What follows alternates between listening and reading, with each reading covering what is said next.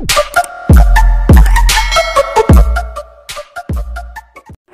mga master! Welcome back again to our channel. Panibagong araw, panibagong kabanata na naman ang pagsumasumay natin ngayong araw na ito.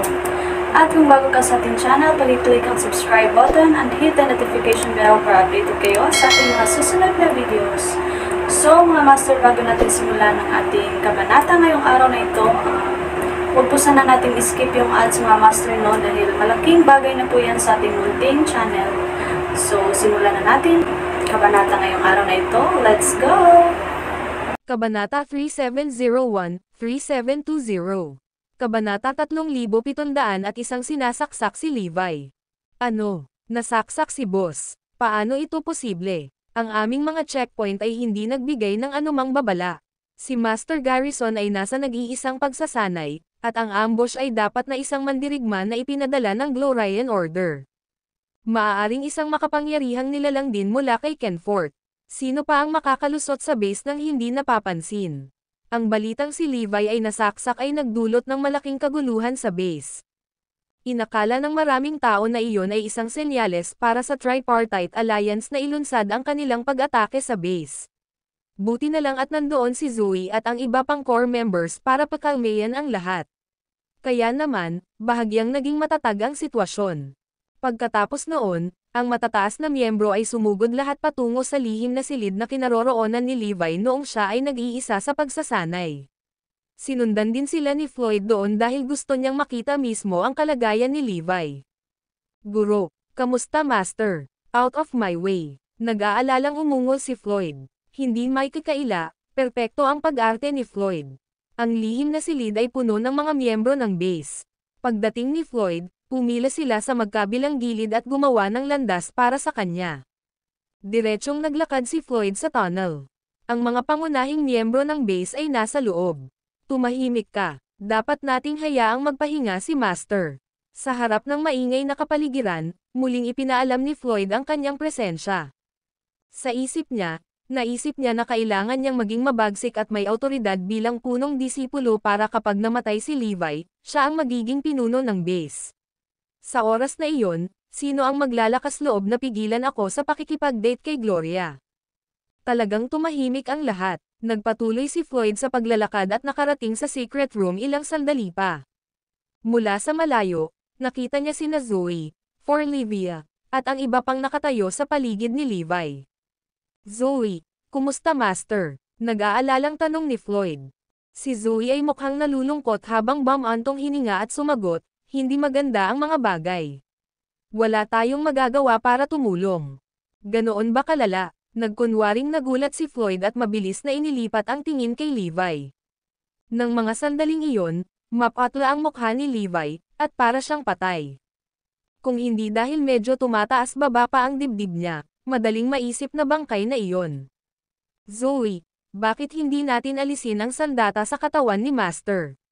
Curious na tanong ni Floyd. Si Levi ay nakahiga sa kanyang tagiliran, kaya't ang makapangyarihang maikling espada ay makikitang lumalabas sa kanyang likuran. Napabuntong hininga muli si Zoe na sumagot, sinubukan naming gawin iyon, ngunit sa tuwing gagawin namin ito, humihina ang paghinga ng iyong amo. Wala kaming choice kundi iwan ang sandata sa katawan niya. Sa ganoong paraan, hindi lumalala ang kanyang pinsala. Gayunpaman, sinabi ni Evie na tila ang sandata ay nilagyan ng isang espesyal na uri ng lason na walang humpay na sumisira sa dugo ni Levi. Nakakatakot ang itsura ni Zoe. Namumula ang kanyang mga mata, at halatang pilit niyang pinipigilan ang kanyang mga luha. Paano nangyari ito? Ang master ay isang purong pisikal na magsasaka. Paano siya masasaktan ng isang ordinaryong sandata? Paano naman ang mga lalaking magbabantay sa secret room? Nakita ba nila ang assassin? Pumunta lang ako sa perimeter para tingnan ang sitwasyon doon. Paano nakalusot ang isang tao sa loob ng maikling panahon? Ano ang ginagawa ng mga walang kwentang gwardya na iyon? Muli, naglagay si Floyd ng isang world-class na pagkilos. Hindi lamang niya inalis ang kanyang sarili sa anumang maling gawain, ngunit itinapon din niya ang iba sa ilalim ng bus. Natalo lahat ang mga bantay. Ang assassin ay malamang na isang piling tao sa paggamit ng lason. At saka, walang kalaban-laban ang mga gwardya sa assassin. Isa pa, Ang sandata na ginamit para saktan si Daddy ay hindi mukhang isang ordinaryong sandata. Kakaiba ang lason sa talam, matigas na wika ni Forlivia. Sa tingin ko ang mamamatay tao ay mas malakas kaysa sa mga gwardya. Sa tuwing si boss ay nag-iisa sa pagsasanay, halos imposibleng lapitan siya ng tahimik. Kaya, sa tingin ko ang mamamatay tao ay isang makapangyarihang nilalang mula sa Kenfort, sabi ni Phoenix sa malalim na boses. Ang video na ito ay edited by Urban Storytelling. Kabanata 3702 nagdududa kay Floyd. Nakahinga ng maluwag si Floyd sa loob. Iyan ang pinakamagandang bagay na narinig ko mula sa Phoenix kamakailan. Si Phoenix ay isa sa mga pinakamaimpluwensyang miyembro sa base dahil mahusay siyang mag-analyze ng mga sitwasyon. Ngayon, iisipin ng lahat na ang assassin ay isang mandirigma mula sa Kenfort. Sabihin sa lahat ng nasa base na palakasin ang ating depensa at i-activate ang lahat ng defensive formations. Kailangan nating maging handa para sa isang ambush mula sa Tripartite Alliance. Alam ni Floyd na dumating na ang kanyang pagkakataong sumikat. Ngayon na ang lahat ay nagpapanik, mas mahinahon ako, mas maraming mga tao ang magtitiwala sa akin. Kailangan kong magsimulang maghanda para maging pinuno ng base. Sa katunayan, maraming tao ang nagsimulang tumingin kay Floyd ng iba. Maging si Asher Dragon at ang iba pa, nakaka-fallout kay Floyd, ay nagsisimula nang makita siya sa ibang liwanag. Hindi nila akalain na magiging kalmado si Floyd sa mga ganitong pagkakataon. Spurt. Sa oras na iyon, niluwa ni Levi ang isang bibig ng dugo.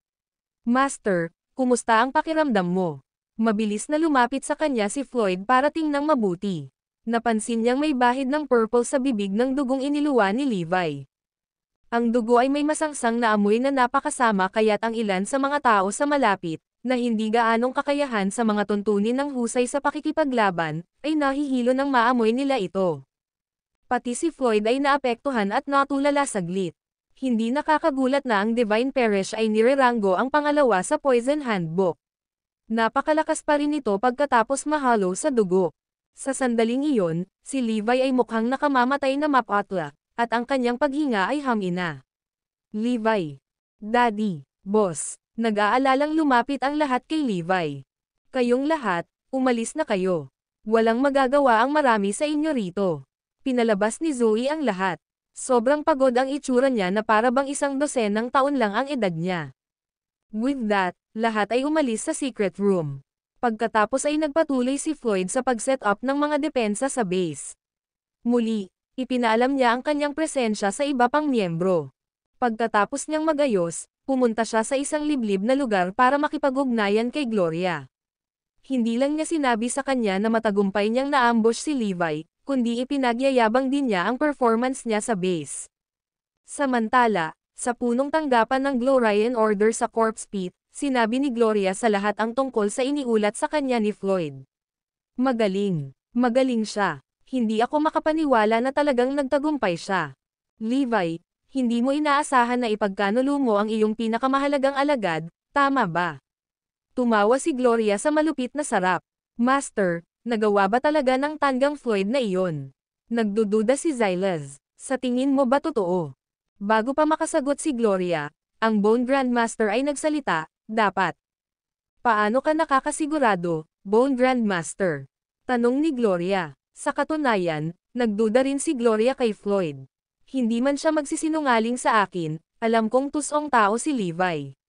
For all I know, pwedeng umarte si Levi. Lord Gloria, ipinadala mo lang ang mensahe ni Floyd. Ang paglalarawan ng estado ni Levi ay tumutugma sa paglalarawan ng isang taong nahawaan ng Divine Parish. Huminto si Bone Grandmaster at nagpatuloy, hindi niya mapeke ang epekto. Bukod dito, binanggit ni Floyd ang kakaibang amoy ng dugo ni Levi. Nandoon ang amoy dahil naapektuhan na ng Divine Parish ang dugo. Kaya naman, alam kong talagang nalasan si Levi. Kahit na mabuhay pa siya sa pamamagitan ng pag-asa sa kanyang purong pagsasanay sa pangangatawan, sinaktan na siya ni Divine Parish. Walang paraan na makakabalik siya sa kanyang pinakamagandang anyo sa maikling panahon. Oh, nakikita ko. Inalis ng mga salitang iyon ang lahat ng pagdududa ni Gloria. Mukhang nakagawa ng kababalaghan ang pagpapabuti ng pagtatanim ni Floyd sa panahong ito.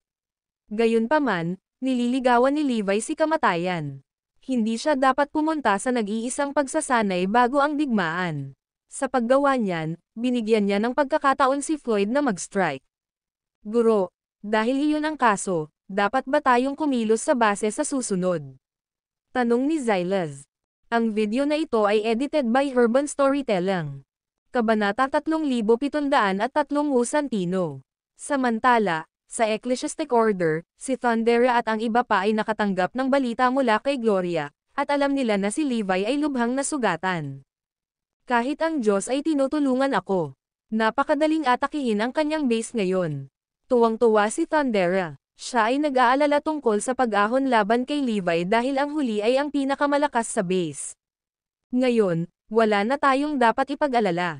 Inayos ni Thundera ang sarili at lumingon kay Hansel. Ano sa tingin mo, Master Hansel? Bagamat sa kanya ang Ecclesiastic Order, ang Blue Sky Sect ay ang kanyang pangunahing haligi ng suporta. Sandali namang natahimik si Hansel bago sumagot, F***sick that monkey. Inaasahan ko na kaya ko siyang paghiwalayin gamit ang sarili kong mga kamay. Sinong mag-aakalang mahuhulog siya sa sarili niya? Okay, kung gayon, papatayin ko na lang lahat ng kaibigan niya para hindi na siya mamatay mag-isa. By the way, narinig mo ba ang sites? In an annoyed tone, Thundera said, wala naman silang sinabi. Hinihintay na lang yata nila na umatake muna kami kasi natatakot sila. Ang daming duwag. Well, since hindi naman sila eager na umatake, we should also stay put. Nakikipagtulungan lang kami sa kanila dahil sa desperasyon. Hayaan silang gawin ang lahat ng pagsusumikap, at aanihin lamang natin ang mga gantimpala, sabi ni Hansel. Tama ka, Master Hansel. Sasabihin ko na lang sa kanila na hindi pa tayo handang i-drag ang mga bagay-bagay. Tingnan natin kung ano ang gagawin nila tungkol dito, malamig na sabi ni Thundera. Tumango si Hansel. Bibisitahin ko si Lord Gloria ng personal at tatanungin siya kung ano ang palagay niya tungkol dito. Malalaman natin kung ano ang susunod na gagawin. Miss na ni Hansel si Gloria, kaya gusto na lang niyang samantalahin ang pagkakataong mapalapit dito. Siya ay desperado na isulong pa ang kanilang relasyon upang siya ay maging kanyang kasosyo sa paglilinang. Salamat, Master Hansel, sagot ni Thundera sa malalim na boses. Sa kabilang panig, ginagawa ni Gloria ang kanyang huling paghahanda para sa pag-atake sa base. Ngayong malubhang nasugatan si Levi, dapat ay isang madaling gawain ang pag-atake sa base. Gayunpaman, dapat kong bawasan ang mga nasawi sa aking panig. Grant, sa palagay ko ay hayaan na lang natin sina Master Thundera at Blue Sky Sect na umatake muna sa base para makuha natin ang mga benepisyo.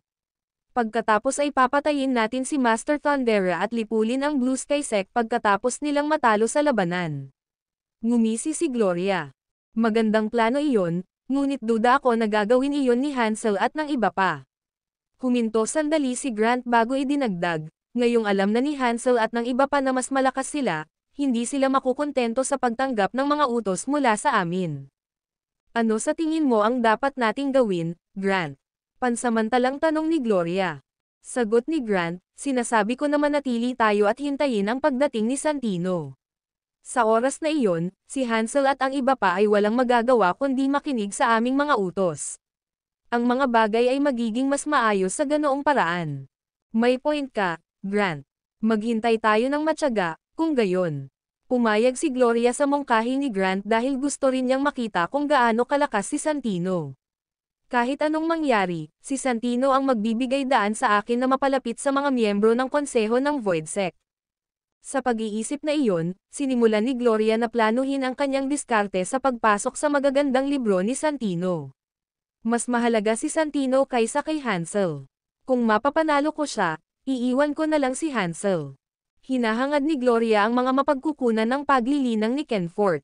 Lalo siyang naging masigasig matapos marinig na si Kenfort ay mayroong maraming divine ley lines at holy ley lines.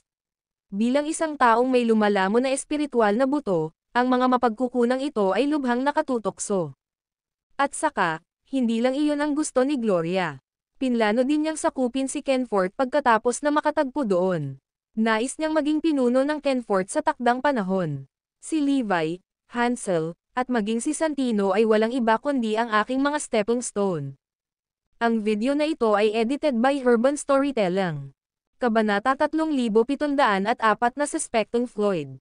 Bumalik sa base, ang lahat ay labis na natakot at nababalisa ng una nilang marinig na ang Tripartite Alliance ay nabuo upang salakayin sila. Matapos marinig ang tungkol kay Levi na tinambangan, gayunpaman, ang mga miyembro ay nasa bingit ng pagkasira. Sa kanilang mga mata, si Levi ang kanilang walang kapantay na Diyos ng digmaan. Dahil ang kanilang God of War ay namamatay at ang Tripartite Alliance bilang kanilang kaaway, alam nilang halos imposible para sa kanila na mabuhay. Kasabay nito, ang mga gwardya sa perimeter ay patuloy na nag-uulat na ang mga mandirigma mula sa Tripartite Alliance ay nagtitipon sa labas ng kanilang base. Napalibot na ng Tripartite Alliance ang base natin. Ni hindi kami makalabas ngayon. Ano ang dapat nating gawin? Anong nakakatakot dun? Kamatayan lang. Madali lang para sa iyo na sabihin iyon. Hindi mo ba alam kung gaano kalupit ang mga tagasunod ng Glorian Order? Pahihirapan ka nila at ipaparamdam na patay ka na. F*6. Narinig ko na si Master Yusuf at ang top 10 ay brutal na pinahirapan nila. Lahat ay nagbubuntong hininga sa kawalan ng pag-asa. Mas marami pa sa kanila ang hindi mapakali at nasa gilid. Sa katunayan, sila ay nagpapanik. Bagamat sinubukan ni Zoe, Asher Dragon, at ng iba pa na pakalmayan sila, sa huli ay mas lalo nilang nababalisa ang lahat. Walang masisisi sa kanila dahil kahit si Zoe ay wala ng pag-asa. Higit pa rito, sa pinsala ni Levi, halos hindi mapatahimik ni Zoe ang kanyang sarili. Karaniwan, alam ng lahat sa base na nabubuhay sila sa hiram na oras. Samantala, maraming tao ang bumisita kay Levi. Sinabi sa kanila na si Levi ay halos hindi nakaligtas dahil ang banal na pagkasira sa kanyang katawan ay lalong nagbabanta. Sa tuwing kumikilos ang lason, lumalala ang kalagayan ni Levi. Sa pagkakataong iyon, parang patay na siya. Gayunpaman, sinubukan ng maraming elite na ilabas ang lason sa katawan ni Levi kahit na pinapakain nila siya ng mga gamot para mapanatili siyang buhay. Paano naging masama ang kalagayan ni Boss? Ano ang susunod nating gagawin? Si Asher Dragon, na palaging binubuo, ay nagsimula na ring magpanik. Hindi siya nag-aalala na mamatay sa labanan. Sa halip, taos-puso siyang nag-aalala sa kaligtasan ng iba, lalo na sina Forlivia at Zoe. Pamilya sila ni Boss. Hindi ako papayag na may mangyari sa kanila. Ano pa bang magagawa natin?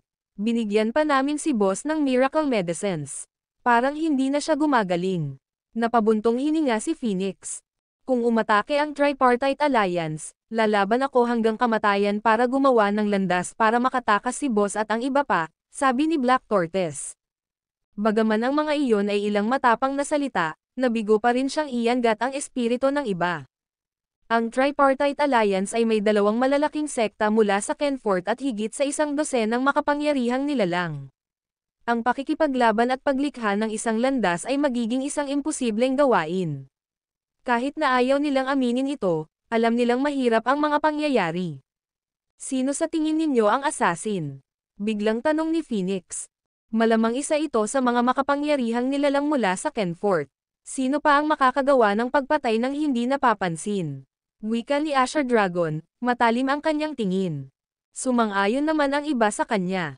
Gayunpaman, nakita nila si Phoenix na mukhang nag-iisip, kaya't nagtanong sila, Phoenix, baka may iba ka pang napansin. Oo, kung isasaalang-alang ang mga pangyayari, hindi na kailangang itago ang anumang bagay ngayon. Kung may hinala ka, sabihin mo lang. Hinimok siya ng karamihan na sabihin ang kanyang isip. Napabuntong hininga si Phoenix at sumagot, base sa alam ko, si Floyd ang inatas ang ayusin ang roster ng mga guard sa paligid ng secret room ng masiksak si Boss. Kaya, alam ni Floyd kung nasaan ang lahat ng mga checkpoint at kung kailan sila magpapalit ng shift. Kung siya ang may kasalanan, walang makakaalam tungkol dito dahil nakakalusot siya ng hindi napapansin. Tsaka hindi nyo ba natatandaan kung paano niya binyantaan kami ni Bruno dahil kay Gloria noon? Nang marinig iyon, tumahimik ang lahat sa eksena. Ang video na ito ay edited by Urban Storytelling. Kabanata 3705 ang pakikibaka ni Floyd. Isa pa ang nakalimutan ninyo lahat. Ang Divine Parish ay isang bagay na ang Medical Guild lamang ang nagtataglay, at ang Glorious Bone Grandmaster ay dating nagkaroon ng malalim na koneksyon sa Medical Guild, patuloy ni Phoenix. Dead silence ang naganap. Nagpalitan ng tingin si Azure Dragon at iba pa. Bakas sa mga mata nila ang kawalan ng paniwala. Pagkaraan ng mahabang sandali, nagsalita si Azure Dragon. Posible ba talaga iyon, Phoenix? Kung tutuusin, si Boss ang amo ni Floyd. Maganda ang pakikitungo niya kay Floyd, na para bang magkamag-anak sila. Nai-imagine ko na sinasaktan niya tayo para sa isang babae, pero sana naisip niya lang lahat ng ginawa ni Boss para sa kanya, di ba? Ang iba ay nagbahagi ng parehong damdamin. Kung ikukumpara sa kanila, mas malakas ang relasyon ni Levi kay Floyd. Hindi sila makapaniwala na ipagkakanulo ni Floyd si Levi, isang taong parang ama sa kanya, dahil lang sa isang babae. At saka, noong nasaktan si Boss, walang kakaiba sa kinikilos ni Floyd. Sambit ni Kirin sa malalim na boses. Hinaplos ang kanyang tumitibok na mga templo, naisip ni Phoenix ang kanilang sinabi. Pinaghihinalaan ko na si Floyd ang may kasalanan. Gayunpaman, may katuturan din ang sinasabi ni Azure Dragon at ng iba pa. Sana, nag-overthink ako, she muttered. Parang may bigla siyang naisip, idinagdag niya, sa darating, tuwing turn na ni Floyd na ayusin ang mga poste ng bantay, kailangan nating magpadala ng mga dagdag na gwardya. Sumasang-ayon ako. Tumanggaw si Azure Dragon. Kasalukuyang umiikot sa isip ni Floyd ang guilt at regret. Lalong naging komplikado ang kanyang emosyon nang makita kung gaano kabalisa ang mga staff sa base. Sa nakikitang si Levi ay halos patay na ngayon, sakaling umatake ang Tripartite Alliance, ang buong base ay mapapawi. Habang iniisip niya ang sitwasyon, naniniwala siyang siya ang dahilan ng sakuna. Kung hindi ko sinubukang patayin si Levi, baka may pagkakataon pa ang base. Sumagi sa isip ni Floyd ang posibilidad na iyon. Pagkatapos ng lahat, si Levi ay gumawa ng maraming himala sa nakaraan. Parang isang pelikula ang mga imaheng dumaan sa isip ni Floyd. Nakita ni Floyd ang nag-aalalang mukha ni Zoe, ang malungkot at naluluhang ekspresyon ni Forlivia, at ang mapanglo na si Phoenix at ang iba pa ay nararanasan. Kung hindi dahil sa kanyang tangkang pagpatay, wala sa kanila ang magiging ganoon kalungkot. May nagawa ba talaga akong mali? Tanong ni Floyd sa sarili. Hindi, wala naman akong ginawang masama. Ano bang masama sa gusto kong makasama ang aking manliligaw? Kung may kasalanan man, si Levi yon. Siya ang nakikinig sa mga kasinungalingan. Kasalanan niya ang nangyari sa kanya. Ito ang kanyang paniniwala na kailangan niyang gawin ang kanyang ginawa para magkatuluyan si Gloria. Bakit hindi ka namatay on the spot, Levi? Kung mayroon ka, hindi ako nakaramdam ng pagkakasala. Mamatay ka na lang sa lason. Walang iba kundi paakit na naghihintay para sa iyo kung patuloy kang mabubuhay ng ganito. Patuloy niyang minumura si Levi sa isip niya. Kung may taong nakatayo sa tabi niya sa sandaling iyon, malalaman nilang may malisyosong purple at itim na aura ang umiikot sa kanyang mga mata. Dapat ba akong pumunta sa kanyang lokasyon at wakasan ang kanyang buhay kaagad? Nang sumagi sa isip ni Floyd ang kaisipang iyon, nabigla siya. Sa di kalayuan, maraming tao ang pumasok sa silid ni Levi para bisitahin siya. Kahit na sila ay pumasok na may pag-asa, sila ay umalis na may pagkabigo hindi nagtagal. Sa kabila ng masalimuot na emosyon sa puso ni Floyd, nagpa siya pa rin siyang bisitahin si Levi. Sa totoo lang, medyo natatakot siyang gawin iyon. Nag-aalala siya tungkol sa paggising ni Levi at sinasabing siya ang salarin ng matuklasan ang ilang maliliit na pahiwatig tungkol sa pagtatangkang pagpatay. Pagkatapos ng lahat, mula sa pananaw ni Floyd, si Levi ay mas maraming kaysa sa iba pagdating sa pagdetect ng mga problema o kakaiba. Kung hindi ko sinasadyang ma-expose ang sarili ko kapag kausap ko siya, magiging patay na ako. Nang matapos doon ang kanyang pag-iisip, huminto siya. Bigla siyang nagsisi sa pagbisita kay Levi. Floyd. Aalis na sana siya, isang malambing na boses ang tumawag sa kanya. Ang video na ito ay edited by Urban Storytelling. Kabanata 3706 na kalagayan ng Levi. Nang iangat ni Floyd ang kanyang ulo, nakita niyang papalapit sa kanya si Forlivia. Mabilis itong nakarating sa harapan niya at nagdududang nagtanong, "Nandito ka na? Bakit hindi ka pumasok?" Biglang pumasok sa kanyang isipan ang gulat, ngunit nagpanggap siyang kalmado at nagsalita sa malalim na boses. Bigla kong naalala na may mga kahinaan sa pag-aayos ng mga defensive post. Plano kong harapin ito para hindi mapakinabangan iyon ng tripartite alliance. Nakikita ko, walang pinaghihinalaan si Forlivia dahil nagsumikap si Floyd sa pag-set up ng mga depensa ng base mula nang masaktan si Levi. Halos araw-araw, sinusuri niya ang mga poste ng gwardya at nagtatanong tungkol sa mga kondisyon ng defensive formation.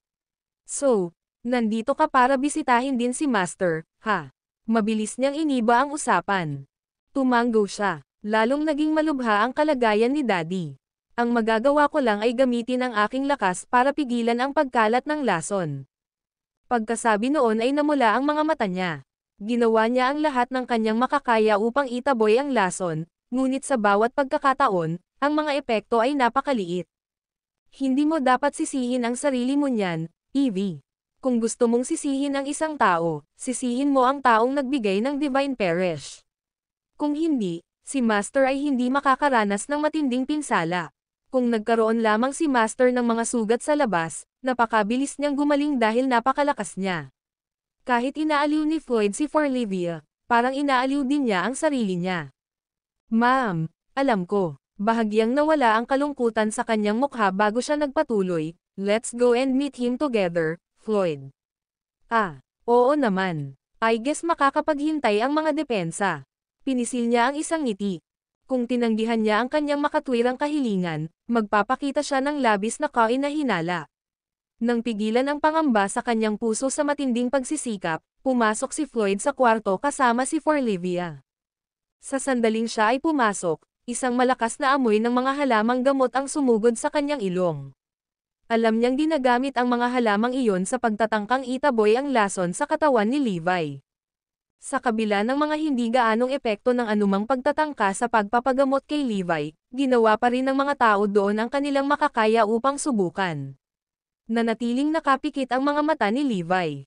Namumutla ang mukha niya na parang multo, at parang wala na siyang buhay kumpara noong nakaraang 2 araw. Nanghihina siya na kahit ang pagtaas ng dibdib niya habang humihinga ay hindi mahahalata. Sa puntong iyon, siya ay halos isang bangkay. Kasalanan ko kung nasa kalagayan niya ngayon si Master. Hindi. Ang taong nagbigay ng Divine Perish ang may kasalanan dito. Hindi. Kung may dapat sisihin, si Levi iyon. Siya ang nakinig sa mga chismis. Kung hindi niya muna inatake si Gloria, hindi sana haantong sa ganito. Parang 2 maliliit na tao ang nagtatalo sa isip ni Floyd. Nang makita niya ang pamilyar na mukha ni Levi, nakaramdam siya ng matinding kaba. Kung tutuusin, si Levi ang kanyang Panginoon, ang nag-alaga at nagsanay sa kanya ng mabuti. Nawala sa isipan ni Floyd ang lahat ng oras na magkasama sila habang hinihigpitan nito ang mga kamao. Lingid sa kanyang kaalaman, ang kanyang mga daliri ay bumabalot sa kanyang laman, dahilan para umagos ang dugo. Nang maramdaman ang kakaibang kilos ni Floyd, umalma si Forlivia. Huwag mong sisihin ang iyong sarili, Floyd. Posible na ang ating mga kaaway ay nagpadala ng mga makapangyarihang nilalang mula sa Kenfort. Kahit na may pinakamahusay na mga depensa, hindi ito mapipigilan na mangyari ito. Akala niya ay sinisisi pa rin niya ang kanyang sarili sa tangkang pagpatay kay Levi. Natigilan siya saglit nang mapagtantong nawalan siya ng katinoan. Gayunpaman, mabilis siyang bumalik sa katinoan. Mabilis niyang sinundan ang sinabi nito at sinabing, kahit na, ako ang may kasalanan sa nangyari. Alam mo kung ano, dapat akong umalis at palakasin ang mga depensa kaagad. Pagkatapos ay tumalikod si Floyd at umalis, natatakot na ilantad niya ang kanyang sarili kapag nanatili pa siya. Talagang hindi mo kasalanan, Floyd, gusto pa siyang aliwin ni Forlivia, ngunit wala na siya. Nang lumingon siya kay Levi, muling napalitan ng kalungkutan ang kanyang ekspresyon.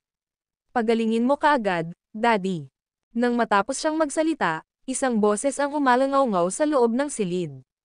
Forlivia, ihiwalay ang lugar na ito sa labas ng mundo. May sasabihin ako sa iyo. Ang video na ito ay edited by Urban Storytelling. Kabanata 3707 Forlivia sa isang misyon. Kausap mo ba ako ngayon, Daddy?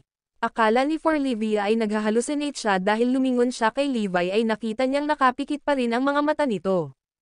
Hindi ka naghahalusinate ngayon, Evie. Huwag pansinin ang atensyon ng sinuman at putulin ang lahat ng pakikipag-ugnayan sa labas ng mundo.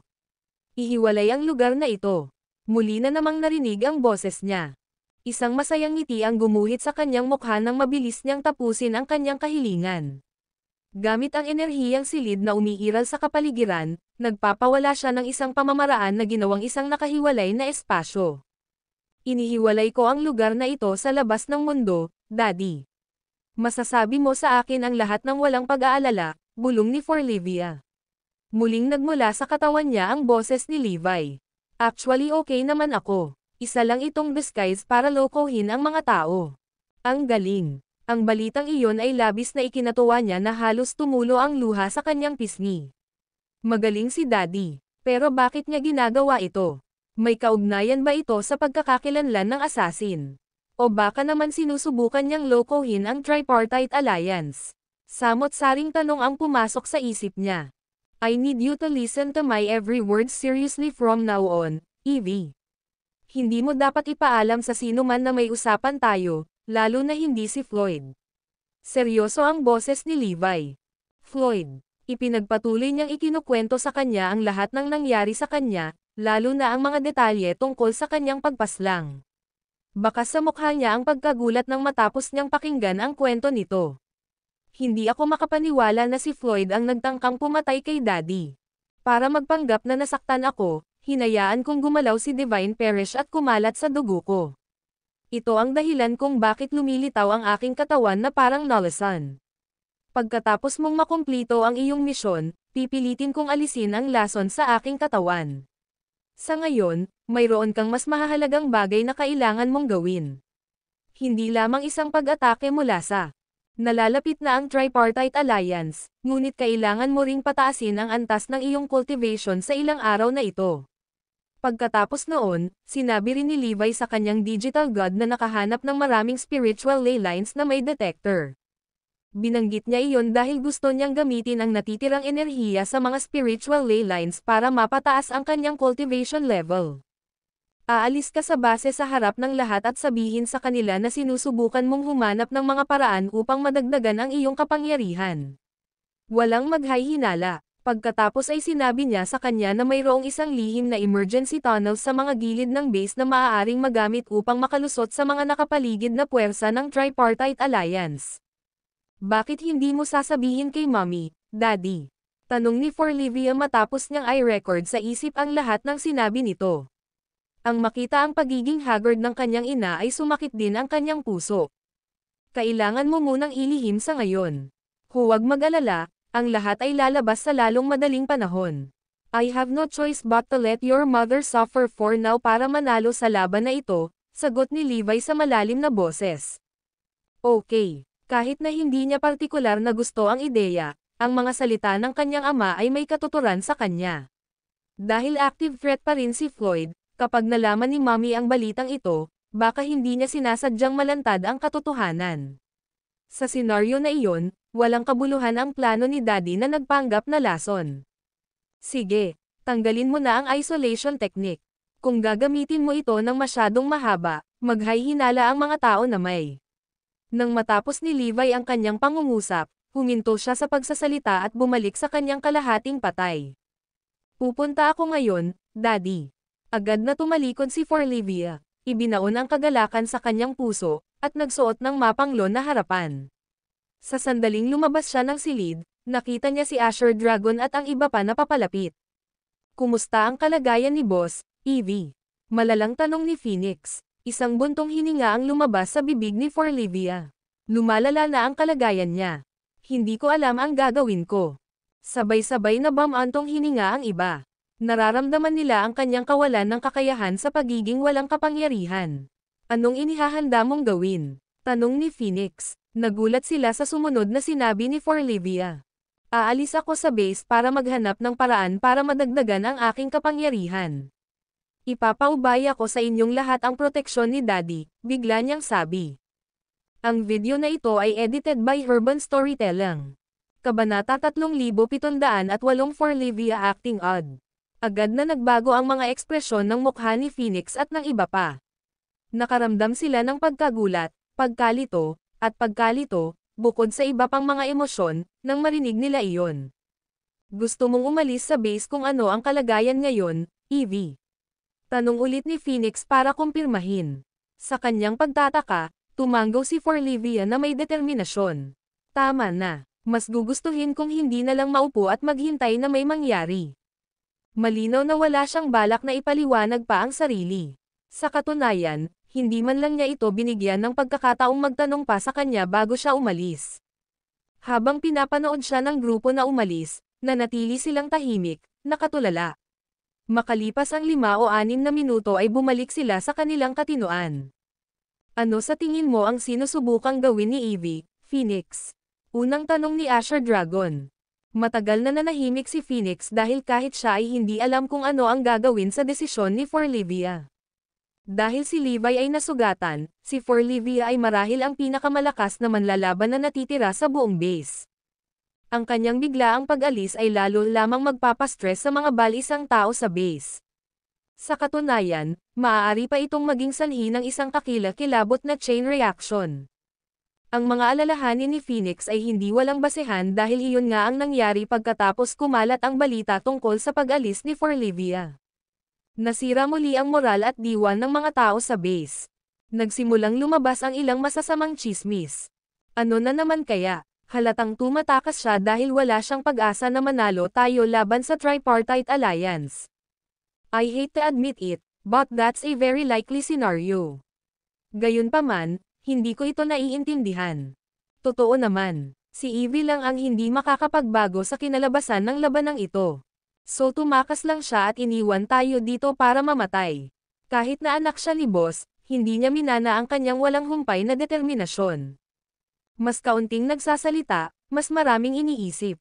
Dahil hindi pa rin sigurado kung mabubuhay pa si boss, dapat nating isipin kung ano ang dapat nating gawin ngayong nalalapit na ang pag-atake ng Tripartite Alliance. Naghiyawan ang mga tao habang pinag-uusapan nila ang bagay na iyon. Ang mga tao sa base ay nag-aalala na tungkol sa kanilang mga kapalaran.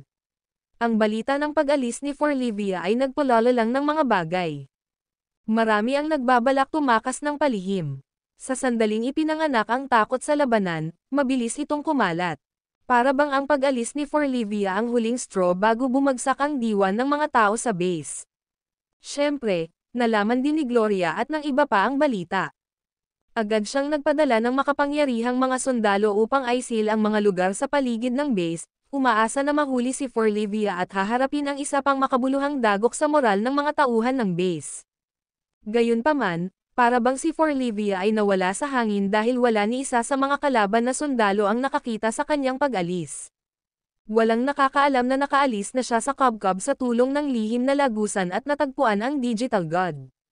Sa tulong niya, nakakita siya ng maraming espiritual na linya ng ley at ginamit ang mga ito para palakasin ang sarili. Pinag-isipang mabuti ang plano ni Levi. Dahil wala pa ring nagawa ang Tripartite Alliance, nangangahulugan ito na maaari silang maghintay ng maluwag para sa alas ng alyansa sa butas. Ito ay isang perpektong pagkakataon para kay Forlivia upang madagdagan ang kanyang kapangyarihan at maabot ang mas mataas na taas. Bagamat ang pagbaba ng moral ng mga sundalo ay masama para sa lakas ng base, ang tanging mga tao na tunay na makakapagpabagal sa kinalabasan ng isang labanan ay ang pinakamakapangyarihan. Kasabay nito, medyo nagiging kaina-hinala si Floyd.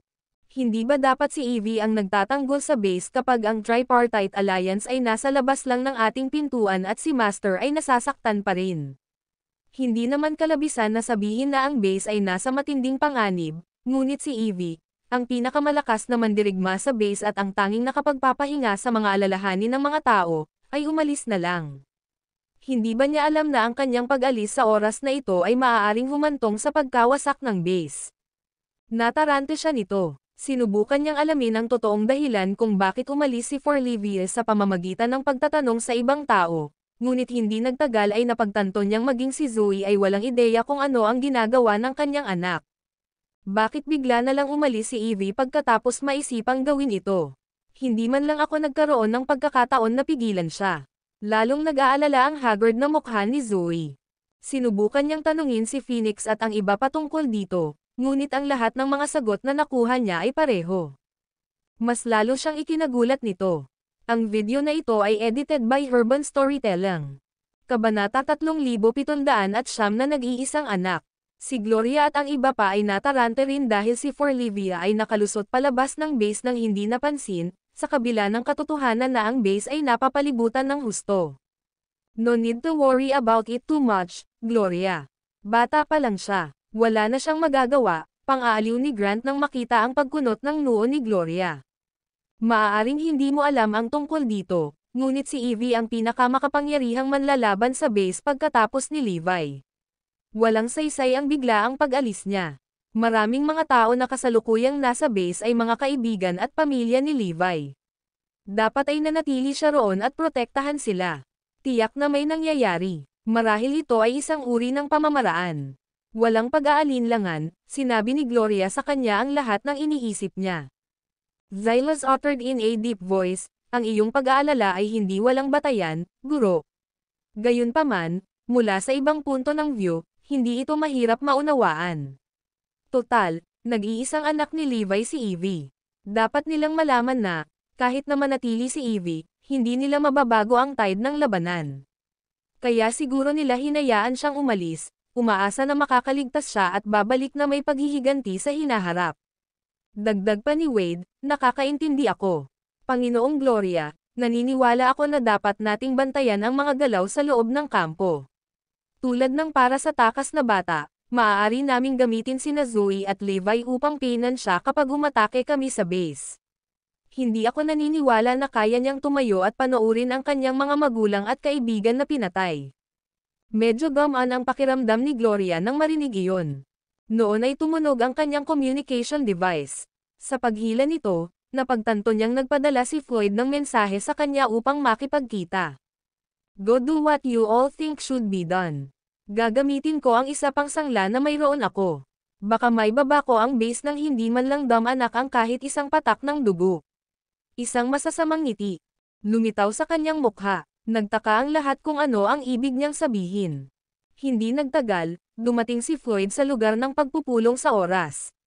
Sa kabila ng kanyang disgust, she still asked with care, may nangyari ba? Bakit gusto mo akong makilala ng ganito? Nalaman ba ni Levi na ikaw ang pumatay sa kanya? Kumirat ang puso ni Gloria nang makita kung gaano siya nalungkot dahil akala niya ay gumaling na si Levi. Hindi, mas, lumalala ang katawan ni Levi sa bawat segundong lumilipas. Kung hindi dahil sa sama-samang pagsisikap ng mga tao sa base, malamang ay patay na siya ngayon, sagot ni Floyd. Nakahinga siya ng maluwag sa kanyang isipan at nagtanong, kung gayon bakit parang nag-aalala ka? Ngayong umalis na si Forlivia, ikaw na ang may pinakamataas na autoridad sa base. Kahit si Zoe hindi mo kayang ikumpara. Ano ang kailangan mong ipag-alala? Ang kanyang intensyon ay gabayan siya sa kanyang mga salita at gawing mas kumpiyansa siya sa kanyang sarili para talagang makontrol niya ang base ni Levi. Kung nilalaro niya ang kanyang mga baraha kay Floyd, magagawa niyang sirain ang base nang hindi iniangat ang isang daliri. Mali yata ako, Gloria. Pagkatapos ng lahat, si Levi ang aking Panginoon. Parehong maganda ang pakikitungo nila sa akin ng kanyang asawa. Ngayon na siya ay nasugatan, kung ang tripartite na alyansa ay umatake sa base, lahat ng mga taong iyon ay maaaring mamatay. Nangyari ang buong pagsubok na ito dahil sa akin. Ako ay isang makasalanan. Habang nagsasalita siya, mas naging emosyonal siya. Sinuntok pa niya ang sarili niya sa dibdib ng 2 beses habang nababalot sa mukha niya ang panghihinayang. Masama rin ang pakiramdam ko dahil nabigo ka. Kahit na marahas ang pakikitungo ni Levi sa iyo, nabigo ang pagtatangka ko sa pagpatay. Hindi ako karapat-dapat na tawaging lalaki. Nangako akong paprotektahan kita, ngunit nabigo ako sa lahat ng ipinangako kong gagawin. Isa akong walang kwentang basura. Ano ang silbi ng pamumuhay kong ganito? Ang emosyon ni Floyd ang nagtulak sa kanya sa bingit ng kabaliwan. Bunot ng punyal, sa kanya sinubukang saksakin ang puso niya. Anong ginagawa mo, Floyd? Mabilis na hinawakan ni Gloria ang kanyang braso. Hindi ka isang basura. Sinimulan niyang gamitin ang kanyang kamangha-manghang kakayahan sa pag-arte para manipulahin siya. Ang video na ito ay edited by Urban Storytelling. Kabanata 3710 Isang tunay na lalaki. Handa kang sirain ang pamilya mo para sa akin. Walang gaanong tao sa mundong ito ang kayang gawin iyon. Iyan ang dahilan kung bakit ka tunay na lalaki. Huwag kalimutan na ikaw ang kasalukuyang nag-iisang sumusuporta sa haligi ng base. Kung bumagsak ka, ang moral ng mga tao sa base ay mas mabilis na gumuho. Habang patuloy na inaaliw ni Gloria si Floyd, unti-unti siyang kumalma. Sa tingin mo ba talaga iyon, Gloria? Nagliwanag ang pag-asa sa kanyang mga mata nang itanong niya iyon. Tumanggo siya. Oo naman. Paano magiging basura ang lalaking minahal ko? Ang kanyang mga salita ay napakasinsero na kahit na ang palaging mapagmasid na si Levi ay hindi makatuklas ng anumang mali sa kanila, lalo na si Floyd, na labis na nagmamahal sa kanya. Iyon ay dahil talagang naisip iyon ni Gloria.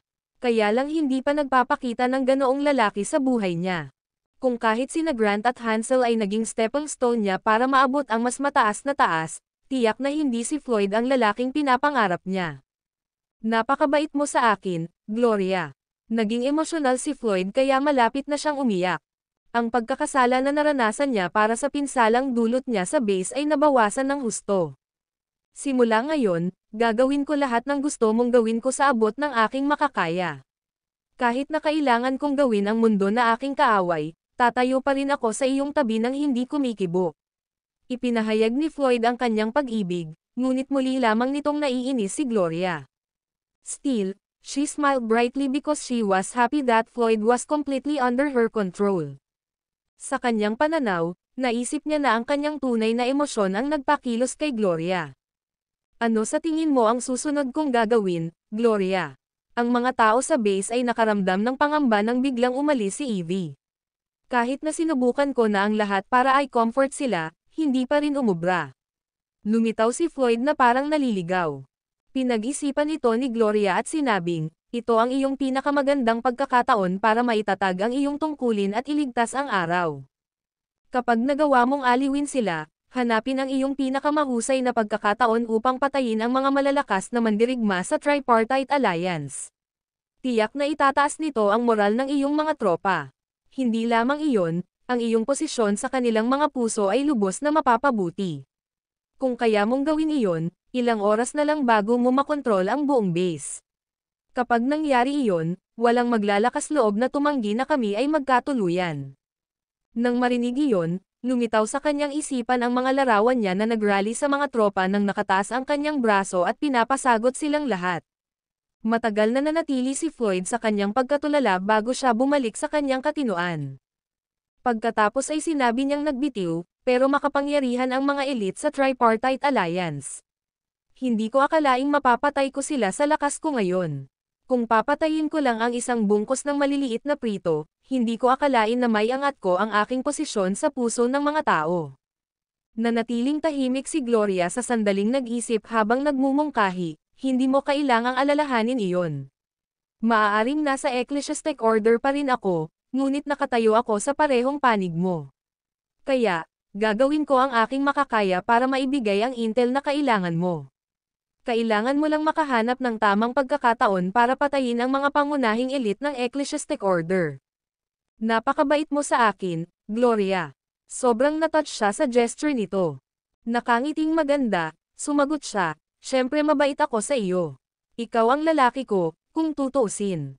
Para sa iyong pagmamahal, handa akong mamatay ng walang pag-aalinlangan kung sasabihin mo sa akin na gawin iyon ngayon din. Parang emosyonal ang boses ni Floyd. Gustong matawa ni Gloria nang makita ang lumuluhan nitong mga mata. Ang kanyang plano ay gagamitin ni Floyd upang muling pag-ibayuhin ang diwa ng labanan ng mga tao sa base. Bukod pa rito, mapapabuti nito ang kanyang reputasyon sa mga tao doon. Ito ay isang plano na magpapatumba ng 2 ibon gamit ang isang bato. Iniisip ko kung anong uri ng pagpapahayag ang gagawin mo kapag nalaman mo ang katotohanan, Floyd. Ay, Levi, I bet hindi sumagi sa isip mo na mapapaalis ka ng maraming paksayon sa ilalim ng kontrol ko. Sabik na naghihintay si Gloria sa araw na sasalakayin niya ang base at durugan si Levi at ang kanyang mga kaalyado sa ilalim ng kanyang boat. Ang video na ito ay edited by Urban Storytelling. Kabanata 3711 dumating na si Santino. Matapos paalisan si Floyd, nagsimulang gumawa ng plano si Gloria. Nag-iisip siya kung paano niya magagamit ang lalaki para magkaroon ng galit ng ecclesiastic order. Bago pa niya tapusin ang kanyang plano, bigla siyang nakatanggap ng balita mula kay Grant na paparating na si Santino. Iyon ay labis na ikinatuwa niya nang siya ay mabilis na bumalik sa base ng Glorian Order. Pagkatapos ng lahat, ito ay isang pagkakataon para sa kanya upang umakyat sa mas mataas na taas, kaya hindi siya nang ahas na guluhin ang kanyang pagkakataon. Nang makarating si Gloria sa corpse pit, nakita niya si Grant at ang iba pang naghihintay sa pasukan. Malapit nang dumating si Santino, Gloria. Dapat kang mag-ingat. Isa siya sa pinakamahalagang miyembro ng Void Sect, pabulong na paalala ni Grant. Ang hangin ng pagmamataas na karaniwan niyang taglay ay nawala, at lahat ng kanyang emosyon ay napigilan. Hindi mo kailangang mag-alala, Grant. Alam ko na ang gagawin. Labis niyang anabangan ang pagdating ni Santino dahil curious siya kung gaano ito kalakas. Makalipas ang halos 15 minuto, biglang bumaba ang temperatura ng buong lugar. Isang malakas na alon ng pressure ang bumuhos sa lugar, na nagpaparamdam sa mga tao na parang may bumagsak na bundok sa kanilang mga ulo. Dumating na si Santino. Naging seryoso ang ekspresyon ni Grant. Kasabay nito, ang kanyang mga mata ay puno ng takot at paggalang. Napabuntong hininga si Gloria. Hindi pa man niya nakikilala si Santino ay ramdam na niya ang nakakatakot na presensya nito mula sa malayo. Iyon lamang ang nagpakita kung gaano siya kalakas. Makalipas ang ilang sandali, mas lumakas ang pressure na iyon, na nagdulot ng problema sa paghinga ng karamihan. Tanging sina Gloria, Grant, Wade, at ilang paladins lang ang nakita. Ang lahat ng iba ay hindi malay na nadama na napilitang lumuhad. Nakakatakot na malakas na enerhiya ito. Kumaibat ang gilid ng labi ni Xylas. Hindi lamang ito maihahambing sa panahon na kinain ni Gloria ang dalawang super espiritual na linya ng Ley na kabilang sa mga lihis na angkan, ngunit ito ay mas makapangyarihan kaysa doon. Napakaraming effort ang kinailangan ni Xylas para pigilan ang pagnanasang lumuhad. Sa sandaling iyon, naramdaman niya ang isang invisible na aura na sumusuporta sa kanyang katawan. Paglingon niya, nakita niya si Wade na nagpapakawala ng lakas. Darating siya. Mahinang bulas ni Grant. Inangat ni Gloria ang kanyang ulo at nakita ang isang figure na dahan-daang humahakbang patungo sa kanila mula sa kawalan. Kabog, kabog, kabog. Kahit na naglalakad ang figure sa himpapawid, para silang naglalakad sa matibay na lupa. Bawat hakbang nila ay may tunog. Habang humahakbang ang mga figure patungo sa karamihan, kumakalat ang enerhiya mula sa kanilang mga paa, na bumubuo ng nakikitang mga alon ng enerhiya sa hangin. Ipinamalas niya ang kanyang kapangyarihan sa isang bagay na matibay, na ganoon sa kanya na lumakad sa hangin. Nagulat si Gloria. Upang maging patas, magagawa rin niya ang isang bagay na ganoon, ngunit hindi sa ganoong antas. Para bang pinaghalo ng taong iyon ang enerhiya sa kanilang katawan sa kapaligiran. Kung hindi, walang makakarinig ng mga tunog ng pagtapak nila sa isang solidong bagay sa hangin. Maya-maya ay dumating na rin si Santino sa harap ng maraming tao. Dahil dito, tumaas ang titanic pressure na lumalabas sa kanyang katawan. Pumalakpak, pumalakpak, pumalakpak, umalangaw-ngaw sa buong lugar ang mga ingay ng mga taong nakaluhod. Ang natitirang nakatayo ay si Gloria at ang kanyang posse. Tanging sina Gloria at Grant lamang ang nahihirapang lumaban sa pagnanasang lumuhad. Ang iba, kasama si Wade at ilan sa mga paladin mula sa Void Sect, ay nanginginig. Kung hindi pa nailabas ni Wade ang lahat ng kanyang kapangyarihan para suportahan si Xylas, nakaluhod na sana si Xylas sa lupa ng mga sandaling iyon. Ganun pa man, naka-half-bent na ang mga tuhod niya. Ako ay humanga na mayroon pa ring mga magsasaka na ganito kalakas sa makamundo-mundo. Hindi masama, nagsalita si Santino. Kahit na tila hindi siya nagsasalita, ang kanyang mga salita ay sumabog sa pandinig ng karamihan. Agad na nahihilo ang mga tauhan ni Gloria at halos malaglag sa lupa dahil hindi sapat ang kanilang pagtatanim. Sino si Lord Gloria? Hakbang pasulong. Sambit ni Santino. Lumapit sa kanya si Gloria habang pinagmamasdan siya ng mabuti. Ang video na ito ay edited by Urban Storytelling. Kabanata 3712 Lakas ni Santino. Ang hitsura ni Santino ay nagpapakita na siya ay nasa 27 taong gulang. Nakasuot siya ng itim at kakaibang robe na may isang antique dragon jade pendant na nakasabit sa kanyang sinturon. Sa kanyang kamay ay isang sinaunang tansong espada. Kaakit-akit siya na ang kanyang kagwapuhan ay mailalarawan bilang banal. Ang kanyang buong katawan ay nagpapalabas ng isang aura ng hindi makamundong lakas. Masyadong mayabang ang tingin sa kanyang mga mata na para bang nakatingin siya sa lahat. Pagbati, Santino. Umalangaw-ngaw ang malumanay na boses ni Gloria habang nakayuko sa kanya. Tumanggaw si Santino. Itigil ang iyong maliit na panlilinlang o tiisin ang mga kahihinatnan. Napakalamig ng kanyang ekspresyon na tila napakalayo. Nabigo ang charm technique. Bahagyang natulala iyon sa kanya. Sinadya niyang ang pamamaraang iyon upang makita kung ano ang magiging reaksyon niya dito, ngunit hindi niya napagtanto na ito ay ganap na hindi magagamit laban sa kanya. It was not Lord Gloria's intention to disrespect you, Santino. Sobrang hinahangaan ka lang niya. Mabilis na lumapit si Grant sa kanyang pagtatanggol. Sobrang humanga sa akin, sabi mo. Isang mapanoksong tawa ang narinig mula kay Santino bago siya muling tumingin kay Gloria. Atakihin mo ako ng buong lakas mo. Gusto kong makita kung gaano kataas ang antas ng iyong paglilinaw. Kung ito ay maipapasa, maaari akong gumawa ng exception at kunin ka bilang aking disipulo. Mabilis na pinaalalahanan ni Grant si Gloria, bilasan mo, gawin mo ang sinabi ni Santino. Ito ay isang pagkakataon sa buong buhay. Kung tutuperin ko ang iyong gayon. Patawad, magalang na sagot ni Gloria. Sa totoo lang, gusto niya rin ang pagkakataong iyon para subukan kung gaano kalakas si Santino. Gayunpaman, ayaw niyang gamitin ang kanyang buong kapangyarihan, ilihim ang kanilang trump card. Tingnan natin kung ano ang kaya mo. Mayabang na bulas ni Santino. Habang nagsasalita siya, inilipat niya ang kanyang mga kamay sa kanyang likod, ang kanyang ekspresyon ay nagsasabing, saktan mo ako hanggat gusto mo. Hindi ako umiiwas. Kung magmamasid ng mabuti, makikita ang isang makapal na kalasag ng enerhiya na mabilis na nabubuo sa paligid ni Santino. Kunin mo ito. Walang pag-aalinlangan, tumalon si Gloria, ang kanyang katawan ay bumaril patungo sa kanya na parang palaso, at tinamaan ang kanyang dibdib gamit ang kanyang palad. Whoosh! Bago pa man magkadikit ang palad niya, unang dumating ang hangin. Isang nakakabaliw na dami ng enerhiya ang sumabog palabas, na parang sinusubukan nitong punatin ang buong lugar. Oh, maaari mong palabisan ang antas na ito ng mapanirang pag-atake. Nawala ang gulat sa mga mata ni Santino, mabilis itong nawala. Wala pa rin siyang balak na iwasan ang pamamaraan at hinayaan ang palad ni Gloria na makalapit sa kanya ng mabilis. Boom! Sa sandaling nadikit ang palad niya sa energy shield ni Santino, isang nakakatakot at nakakabinging tunog ang narinig.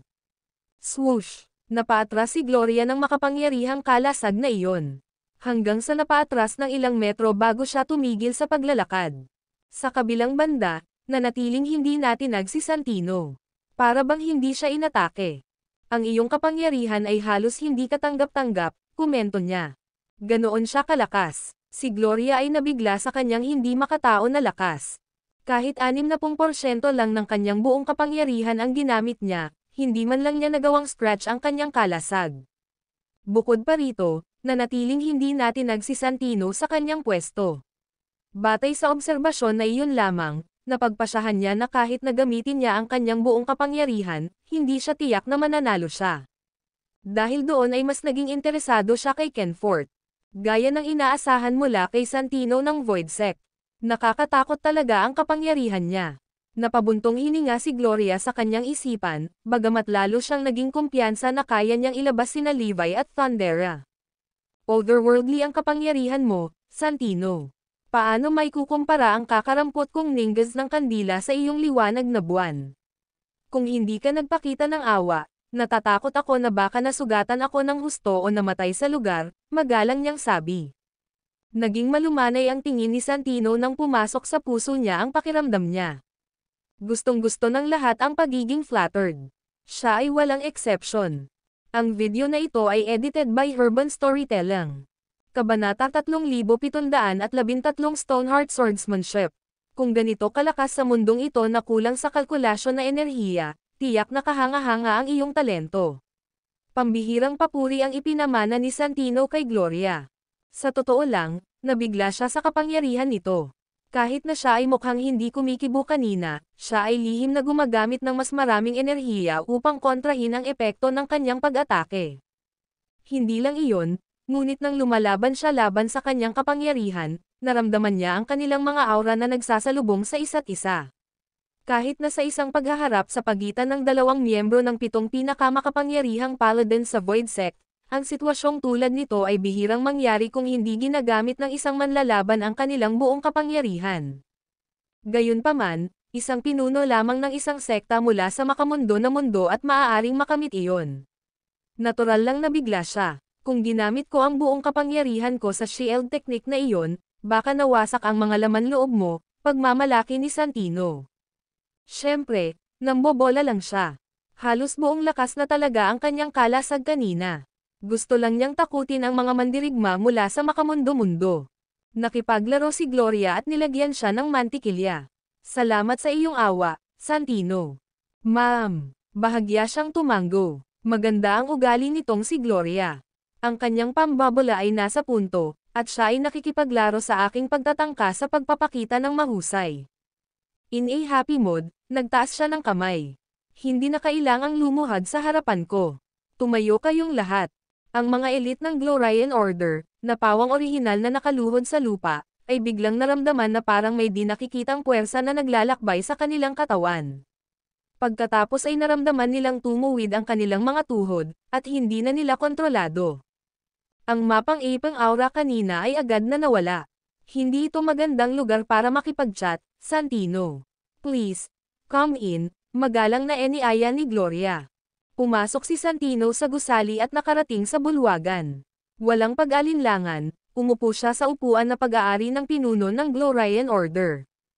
Habang asar ang mga tao ay ginawa niya iyon, walang nang ahas na tumutol. Malaki ang pagkakaiba ng pagpayag ni Gloria na maupo siya at umupo doon nang walang pahintulot. Nilinang ni Santino ang Stoneheart Swordsmanship, Gloria. Dapat mong mabilis na iharap sa kanya ang mga mahiwagang halamang gamot na naipon mo noon pa, paalala ni Grant. Noon ay biglang naalala iyon ni Gloria. Noong nakaraan, naglaan siya ng oras upang malaman ang tungkol sa sitwasyon ng Void Sect. Ang mga tao ng Void Sect ay pangunahing nagsasanay ng sining ng espada. Karamihan sa kanila ay nagal-inang ng Stoneheart Swordsmanship, sa partikular. Kailangang putulin ng isang magsasaka ang lahat ng emosyonal na ugnayan sa panahon ng paglilinang upang makamit ang isang pusong walang pagnanasa. Saka lamang nila tunay na mauunawaan ang mga prinsipyo ng Stoneheart Swordsmanship. Sa nakikitang si Santino ay nagtataglay ng ganoon kataas na posisyon sa sekta, kailangan iyon na dapat ay mayroon siyang napakalalim na pangunawa sa Stoneheart Swordsmanship. No wonder hindi gumana ang charm technique ko kanina. At dito ko naisip na ako ay nabigo. Ang totoo ay sadyang immune si Santino sa mga epekto nito. Mukhang hindi na ako makakaasa sa charm technique para makontrol ang matataas na opisyal sa Kenfort. Nang matapos ang kanyang pag-iisip, mabilis siyang napangiti. Maraming regalo ang inihanda ko para sa iyo, Santino, tingnan mo. Ipakita mo sa akin. Sa wakas, isang banayad ng ngiti ang lumitaw sa kanyang malamig na mukha. Maliwanag, mas interesado siya sa mga mahiwagang halamang gamot kaysa sa magagandang babae. Sinulyapan ni Gloria ang kanyang mga nasasakupan bago nila inilabas ang mga mahiwagang halamang gamot na inihanda niya noon pa man. Kasama sa mga regalo ang 100 taong gulang na mga halamang gamot na lumago malapit sa mga super spiritual na linya ng lay pati na rin ang isang bungkos ng mga kayamanan mula sa ibang lugar. Ito ay isang kamangha-manghang tanawin sa pagmasdan, lalo na dahil ang mga regalo na nakaupo sa harap ng iba ay nagpapalabas ng malakas na enerhiya. Naagaw-agad ang atensyon ni Santino sa mga regalo. Noong una, naisip niya na walang espesyal sa mga bagay mula sa makamundo-mundo. Gayunpaman, napagtanto niya ngayon kung gaano siya mali, lalo na nang makita niya ang mga mahiwagang damo na nakaupo sa pinakaharap. Ang mga iyon ay kasing lakas ng mga halamang gamot na natagpuan sa Kenfort. Mukhang hindi aksaya ng oras ang biyahe ko dito. Labis na bumuti ang mood ni Santino nang lumakas ang ngiti sa kanyang mukha. Nabalitaan ko kay Grant na medyo talented ka, Gloria. Paano kung ipakita mo sa akin ang iyong kakayahan? Nakangiti niyang pakiusap. Bukod sa pagkolekta ng mga mahiwagang halamang gamot, Pumunta rin siya dahil gusto niyang mag-recruit ng mga promising at mahuhusay na magsasaka para sa kanyang sekta. Ang video na ito ay edited by Urban Storytelling. Kabanata 3714 na tumayo sa aming daan. Nang marinig ni Gloria ang mas palakaibigang paraan ng pakikipag-usap sa kanya ni Santino, nakahinga siya ng maluwag. Siya ay natutuwa na ang mga mahiwagang halamang iyon ay nakakuha ng kanyang paningin. Sa una, siya ay handa para sa pinakamasama. Kung ang mga bagay na iyon ay nabigo na mapahanga sa kanya, binigyan niya sana siya ng God Crusher. Kaya naman, sobrang excited siya sa sandaling iyon. Pagkatapos ay ipapakita ko ang aking mga kakayahan. Napayuko si Gloria bago ginamit ang kanyang matinding pamamaraan ng paglamon. Dahil hindi magpapatalo si Santino sa pagnanasa, kailangan niyang gawin ito sa ibang paraan. Ang pagiging matalino sa cultivation ay isang magandang shortcut para sa kanyang plano. Isang diskarte sa paglamon. Laking gulat ni Santino nang makita niya ang malaking energy vortex na namumuo sa paligid ni Gloria. Pagkaraan ng ilang sandali, ang espiritual na enerhiya sa loob ng buong bulwagan ay naubos, na lumilikha ng tila, espiritual na enerhiyang vacuum. Sa sandaling napansin niya ang pamamaraan na nilinang niya ay ang pamamaraan ng paglamon, mabilis siyang naglabas ng isang energy shield upang protektahan ang mga mahiwagang halamang gamot. Kung hindi, ang espiritual na enerhiya na nakapaloob sa loob ng mahiwagang halamang gamot ay malalamon din. Napakaganda! Ikinaway ni Santino ang kanyang kamay. Nang ihinto niya ang kanyang pamamaraan, nagkunwaring tame time na nagtanong si Gloria, "Kumusta ang talento ko, Santino?" Ang pamamaraan ng paglamon ay nangangailangan ng maraming mula sa isang espiritual na buto. Dahil ito ay may limitasyon sa kung gaano karami ang maaari mong i-absorb, kung hindi ka mag-iingat, ang iyong katawan ay sasabog, at ikaw ay mamamatay. Kahit na, kung gumamit ka ng mga mahiwagang halamang gamot upang palakihin ang iyong katawan, magagawa mong palawakin ang limitasyon ng lumalamon na espiritual na buto. Parang sanay ka pa sa teknik, Gloria. Gayunpaman, kapag natanggap mo ang aking mga turo, magagawa mo. Upang lubos na mapabuti. Sa conclusion, ang iyong talento sa paglilinang ay medyo maganda. Kapag natapos ko na ang aking mga bagay sa mundo, opisyal na kitang tatanggapin sa Void Sect, komento niya. With a grateful expression, Gloria thanked, "Salamat sa pagtanggap sa akin, Santino." Kahit hindi niya ipinakita sa mukha niya, talagang nabigla siya. Ang kawalan niya ng karunungan sa pamamaraan ng paglamon kanina ay sinadya niya.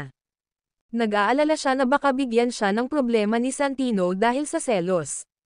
Ang ikinagulat niya ay napansin niya ang mga intricacies ng teknik.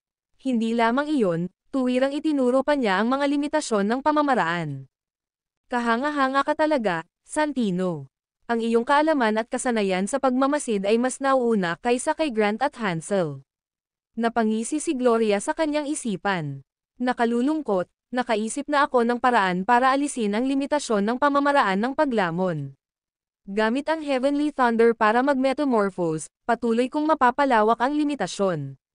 Sa kasamaang palad, walang sapat na espiritual na mga linya sa paligid para masipsip ko. Napakaraming divine ley lines, posible even holy ley lines, ang maghihintay sa akin na lumunin pagpasok ko sa Kenfort.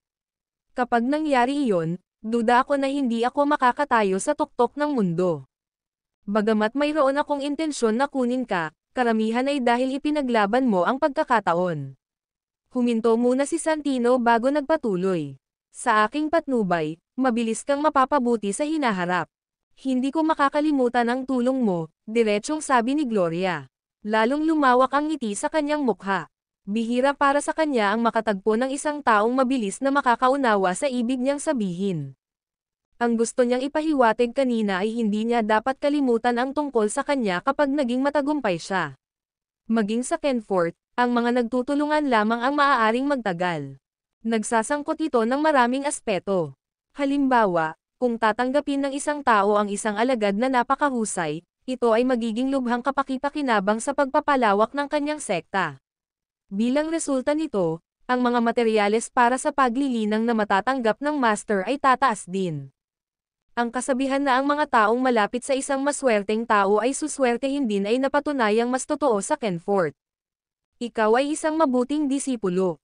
Masayang tumango si Santino. Tapos iniba niya yung topic. Nabalitaan ko na marami kang naranasan na problema. Kasama ko, magagawa mo lahat ng gusto mo nang walang pag-aalala. Sa isang taong kasing kapangyarihan mo na sumusuporta sa amin, tiyak na mapapawi namin ang base ni Levi nang wala sa oras, pambabala muli ni Gloria. Pumunta ka at maghanda, sambit niya sa malalim na boses. Ang mga humahadlang sa ating daan ay puputulan ng walang awa na talam ng aking espada. Ang video na ito ay edited by Urban Storytelling. Kabanata 3715 ang pinakamalaking krisis. Ang pagdating ni Santino ay nagpawi sa anumang reserbasyon na mayroon sina Gloria, Wade, at iba pa. Kasama sa mga reserbasyon na iyon ang mayroon sila para kay Thundera at sa kanilang paladin ng Blue Sky Sect. Pagkatapos ng lahat, si Santino ay may mataas na posisyon sa Void Sect, at siya ang pinakamahusay na mag-aaral ng Vice Sect Leader. Kung may mangyari man sa kanya, tiyak na ipaghihiganti siya ng buong Void Sect. Bone Grandmaster, mag-iiwan ka ng isang batch ng Fatalis Warriors at manatiling nakatago sa labas ng base para matiyak na ang mga tumakas ay patay na lahat. Xylez, pangunahan mo ang mga elite ng Glorian Order para puntiryahin ang mga miyembro ng konseho ng base. Hindi mo na kailangang magpigil sa pagkakataong ito. Hindi mo na kailangan pang pigilan ang sarili mo sa paghihiganti. Nag-utos si Gloria.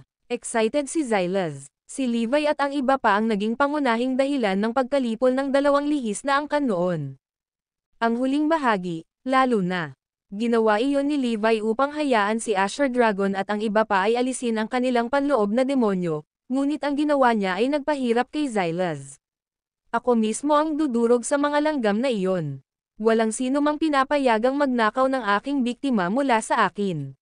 Dinilaan tuloy ni Xylez ang labi niya para bang isa siyang demonyong uhaw sa dugo. Tandaan mong buhayin si Floyd. Baka may pakinabang pa siya. Huwag kang mag-alala, Master. Alam ko na ang gagawin ko, sagot ni Xylez. Tumanggaw si Gloria bilang kasiyahan bago bumaling sa iba pang pangunahing miyembro. Maghihiwalay ka sa istasyon sa paligid ng pinakalabas na singsing ng base. Pagmasdan ng mabuti ang mga nasasakupan ni Levi at ang mga miyembro ng Ecclesiastic Order. Naiintindihan. Nagpa siya si Gloria na tanggalin si Thundera minsan at para sa lahat. Oras na para pumasok siya sa Kenfort, at hindi niya kayang iwanan si Thundera at ang Ecclesiastic Order, dahil tiyak na magkakaroon sila ng gulo sa hinaharap. Sa sandaling inilabas ang kautusan, ang buong kautosang Gloria ay nagsimulang magtrabaho sa kani-kanilang mga gawain. Ang mga maliliit na sekta na pinagsama sa Orden Gloria ay tinutupad din ang kanilang mga tungkulin sa pamamagitan ng pagbabarikada sa base.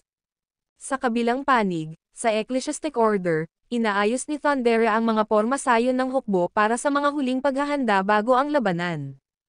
Ang pinuno ng bawat pangkat ay mamumuno sa kanilang mga tauhan. Dapat mong putulin ang lahat ng ruta patungo sa base at huwag hayaan ang sinuman. Ang pinakamaganda ay ang makuhang buhay ang mga pangunahing apprentice, pamilya, at mga kaibigan ni Levi. Gusto kong pumatay sa kanila para bigyan ng babala ang mga baliw na nagsisikap na magpakitang gilas sa Ecclesiastic Order, malamig na sabi ni Thundera. Malubhang nasugatan si Levi, at ang iba sa base ay walang banta sa amin.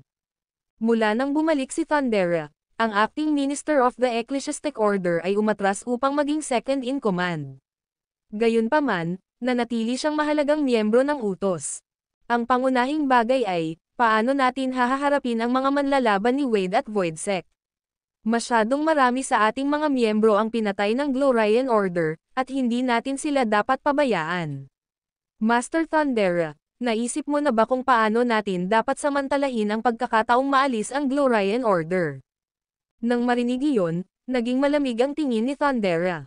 Napag-isipan ko na rin ito dahil wala nang banta sa atin ang party ni Levi. Hindi ako magtatagal sa mundo, at hindi ko hahayaang patuloy na umunlad ang Orden Gloria dito. Balang araw, magiging banta din sila.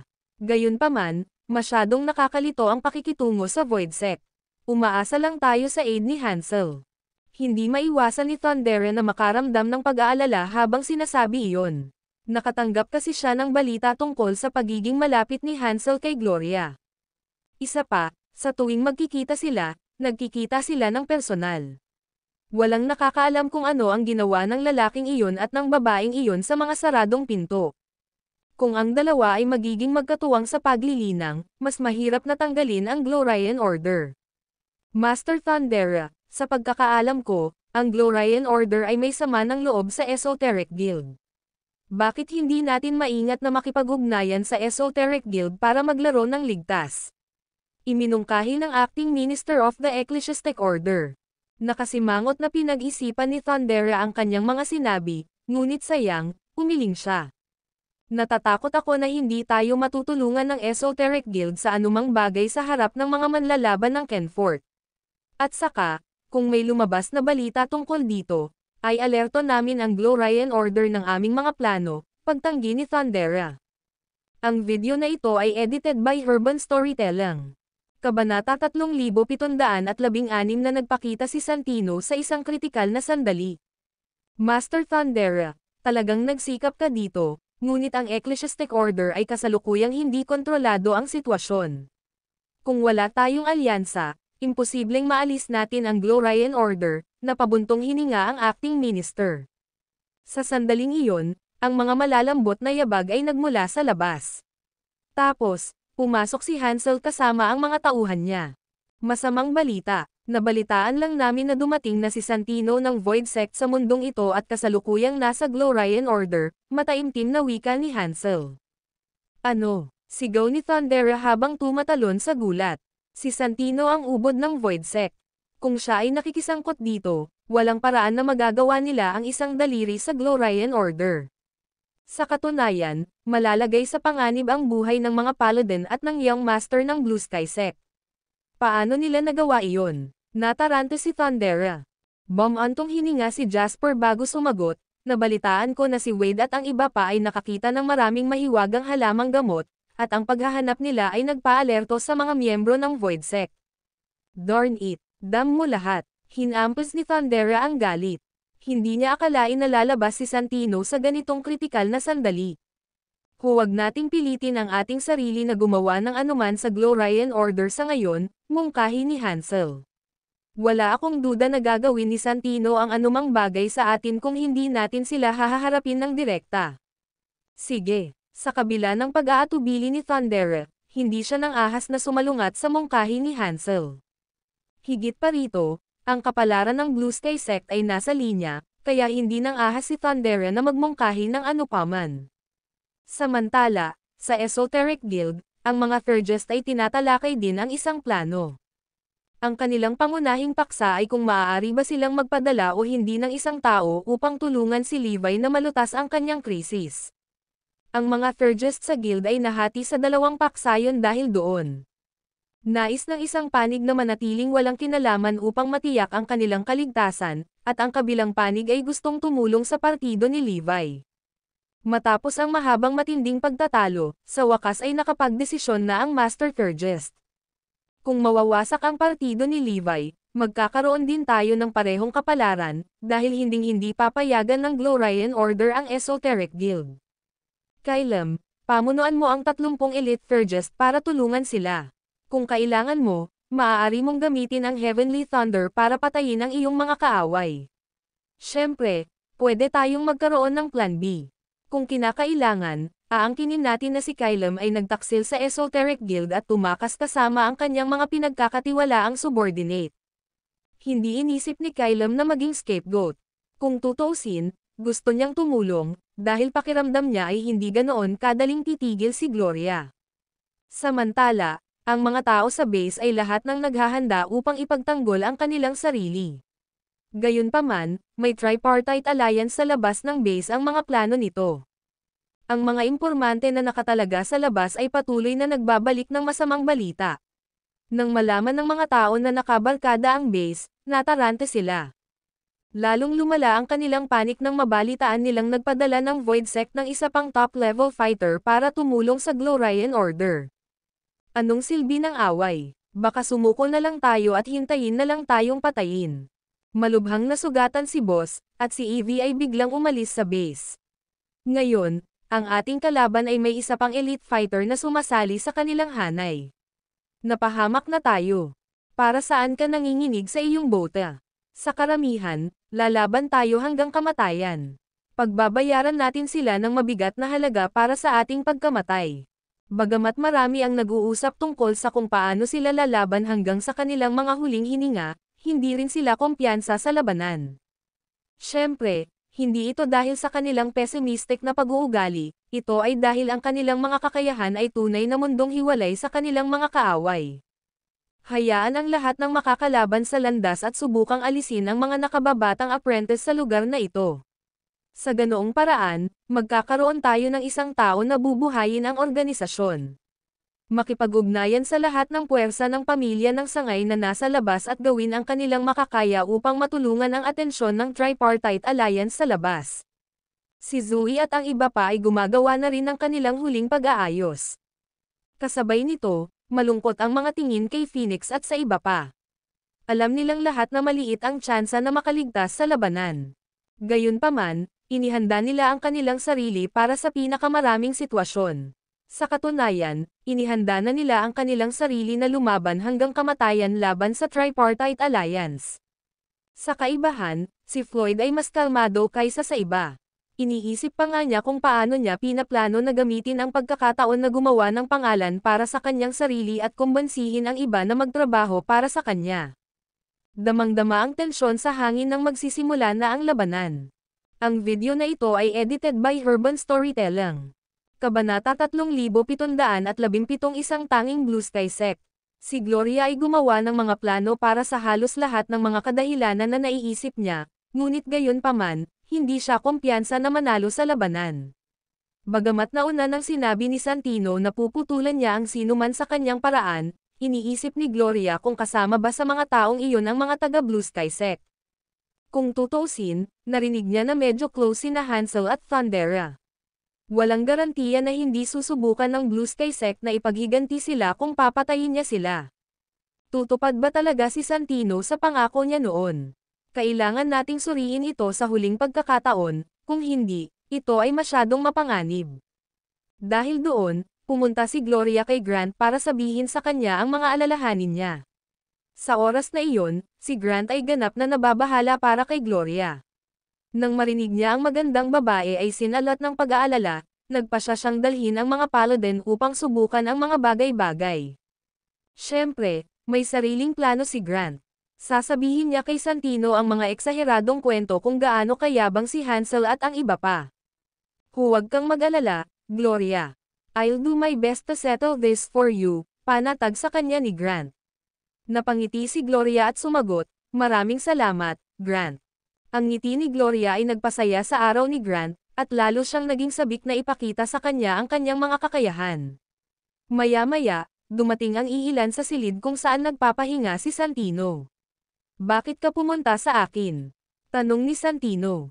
Magalang na sinabi ni Grant, Santino, may gusto akong talakayin sa iyo. Ito ay isang bagay na hindi tayo mangangahas na basta-basta magdesisyon. Tumigil ka na sa kakabog, naiinip na sabi ni Santino. Noon ay mabilis na ipinaliwanag ni Grant, narito ang bagay. Napilitan kaming makipag-alyansa sa Ecclesiastic Order dati. Ang young master ng Blue Sky Sect, si Hansel Xanadu, ay nagsabi sa amin na papatayin niya tayong lahat kapag hindi tayo nakipag-alyansa sa kanya. Siguradong alam mo na ang bilang nila ay higit sa atin, pati na rin ang kanilang kakayahan, kaya. Bago pa matapos magsalita si Grant ay pinutol siya ni Santino, B*****. Mga talunan. Paano ang Void Sect ay inaapi ng isang maliit na sekta? Kahit na hindi na kayo nagtanong paladin sa paligid, elite apprentice pa rin kayo ng sekta namin. Hindi ka ba maaaring magkaroon ng kaunting lakas ng loob? Si Santino ay isang mapagmataas na tao, at hindi niya akalain na si Grant at ang iba pa ay magiging ganoon kaduwag. Kaya, siya ay nagalit. Santino, please calm down. Kami ay masyadong maingat, at iyon ang dahilan kung bakit namin nauwi sa kahihiyan ang reputasyon ng Void Sect, sabi ni Grant, gamit ang isang makatwirang dahilan upang ipaliwanag ang kanyang kakulangan. Then, he sang flattering praises to Santino to persuade him, now that we have you with us, we have regained our confidence. Kaya, umaasa kami sa iyong tulong pagdating ng panahon para alisin si Thundera at iba pa. Gumana ang pambabala ni Grant. Talaga bang nag-aalangan ka sa isang bagay na walang kabuluhan? Napabuntong hininga si Santino bago bumantong hininga. Huwag kang matakot at gawin mo lang. Ako ang mananagot para dito. Ngunit, Santino, paano kung ipapadala ng Blue Sky Sect ang kanilang pinakamahusay na mga tao dito? Hindi nag-aksaya ng oras si Gloria sa pagtatanong. Tumayo si Santino at nanunuya. Ang isang Blue Sky Sect lamang ay walang halaga sa akin. Hindi namin sila papansinin kung pipiliin nilang pigilan ang kanilang sarili, ngunit kung magdesisyon silang gumanti, buburahin ko silang lahat. Gayunpaman, mayroong isang bagay. Gusto kong ibalik ninyo ang lahat ng mahiwagang damo at ang bata sa tabi ni Levi sa isang piraso. Naiintindihan mo ba? Matagal nang narinig ni Santino ang tungkol sa kung paano nagkaroon si Levi ng hindi mabilang na mga mahiwagang halamang gamot at tungkol sa kung paano siya nagkaroon ng hindi pangkaraniwang matalinong anak na babae. Kung pananatilihin siya nito sa ilalim ng kanyang pakpak, maaaring lumaki ito bilang isang taong kapakipakinabang sa kanya. Kung tutuusin, handa si Santino na patayin ang sinumang humahadlang sa kanya para makuha ang mga bagay na iyon. Naiintindihan. Ang video na ito ay edited by Urban Storytelling. Kabanata 3718. Hindi isang simpleng babae. Sa kabilang panig, sa Ecclesiastic Order, si Thundera at ang iba pa ay nakatanggap ng maaasahang balita tungkol sa kung paano dumating si Santino ng Void Sect sa Glorian Order. Halos kasabay nito, dumating ang balita mula sa panig ni Gloria na humihiling sa Ecclesiastic Order na maging pangunahing assault party laban sa kaliwang pakpak. Ayon sa impormasyong natanggap nila, ang depensibong pormasayon ng kaliwang pakpak ng base ni Levi ay ang pinakamakapangyarihang pormasayon ng buong base, at doon din nakapwesto ang mga piling mandirigma. Malinaw na ibinabato niya ang pinakamahirap na buto na ngumunguya sa atin para mapagod tayo, galit na sabi ni Thundera. Sumigaw si Jasper, natatakot ako na ang Glorian Order ay gumagawa na ng hakbang laban sa Ecclesiastic Order at Blue Sky Sect. Hindi pwede, di ba? Hindi makapaniwalang ungol ni Hansel. Master Hansel, matagal ko nang gustong ipaalala sa iyo ang tungkol dito. Hindi simpleng babae si Gloria. Base sa nalaman ko, may ilang paladin sa Void Sect na 9 love sa kanya. Master Hansel, mas mabuti kung mag-iingat ka. Kung hindi mo gagawin, baka maapektuhan mo ang buong sekta, at baka hindi ka patawarin ng amo ng sekta dahil doon. Malungkot na turo ni Jasper. Ito ay walang kulang sa isang chideng, ngunit nakakagulat, si Hansel ay hindi lumipad sa galit. Iyon ay dahil hindi lamang si Jasper ang elder ng Blue Sky Sect, ngunit isa rin siyang elder na kapareho ng ninuno ng kanyang ama. Sa mahigpit na pagsasalita, kailangang tukuyin ni Hansel si Jasper bilang isa sa kanyang mga lolo. Huwag kang mag-alala, alam ko na ang gagawin. Sagot ni Hansel na may masamang tingin. Pagkatapos, sa inis na tono, sinabi niya, I wonder what these people did to invite Santino to their ranks. Si Gloria kaya ang nanligaw sa kanya. Pansamantalang iminungkahi ni Thundera. Kumunat ang noo ni Hansel, nalungkot sa narinig. Gayunpaman, ikanaway ni Jasper ang kanyang mga kamay at sinabing, sa tingin ko ay hindi. Sa pagkakaalam ko, nag-practice si Santino ng Stoneheart Swordsmanship. Ang unang hakbang para sa pag-aaral ng pamamaraan ay upang putulin ang lahat ng mga damdamin. Hindi magiging epektibo ang charm technique laban kay Santino. Dahil doon, nagpakawala ng buntong hininga si Hansel sa loob, ngunit nanatili sa kanyang mukha ang nalilitong ekspresyon. Itama mo ako kung mali ako. Ngunit ang Glorian Order ay naghahanap ng mga mahiwagang halamang gamot sa lahat ng dako. At saka, malaki ang posibilidad na si Gloria ang nagnakaw ng Levi's God Crusher. Posibleng naakit niya ang atensyon ng mga miyembro ng konseho ng Void Sect kung inalok niya sa kanila ang God Crusher, espekulasyon ni Thundera. Nagtaas ng kilay si Hansel at ang iba at tumango bilang pagsang-ayon. Pagkatapos ng lahat, ang master ng Void Sect ay nagsanay sa swordsmanship, at ang kulang sa kanila ay isang malakas na sandata. Kung ganoon ang kaso, maaaring tayo ang tunay na target ng Glorian Order. Naging malungkot ang ekspresyon ni Jasper, at ganoon din ang kay Hansel nang magsimulang tumibok ang puso ng huli. Kung mag-akla si Santino, ang buong Blue Sky Sect ay mawawasak. Ito ay hindi na lamang ang isyo ng pananatilang buhay. Kung tutuusin, isa si Santino sa mga miyembro ng konseho ng Void Sect. Karamihan sa mga bagay na ginawa niya bilang isang kinatawan ng sekta. Higit pa rito, si Santino ay isa sa mga pinakamahuhusay na kabataang individual sa Kenfort, isa pa nga siya sa mga nangungunang kalahok sa kompetisyon ng sekta noong nakaraang taon. Pinakamahalaga, kahit na nagawa nilang wakasan ang buhay ni Santino, ang Void Sect ay tiyak na magpapadala ng mga manlalaban upang ipaghiganti si Santino. Hindi nakatulong na ang Panginoon ni Santino ay ang Vice Sect leader ng Void Sect, kaya ang anumang mangyari kay Santino ay magti-trigger ng isang buong serye ng mga chain effect. Takot na takot si Hansel at ang iba pa. Ang kaligtasan ng kanilang sekta ay nasa linya, kaya walang puwang para sa mga pagkakamali. Kung si Levi ay nasa kalakasan pa rin ng kanyang kapangyarihan.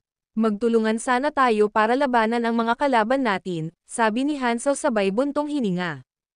Nagsisimula na siyang magsisi sa sobrang pagmamataas noong pumunta siya sa negosasyon. Kung hindi, kakampi pa rin niya si Levi.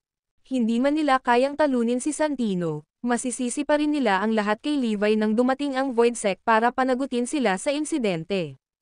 Master Hansel, Mr. Xanadu, ano ang gagawin natin ngayon?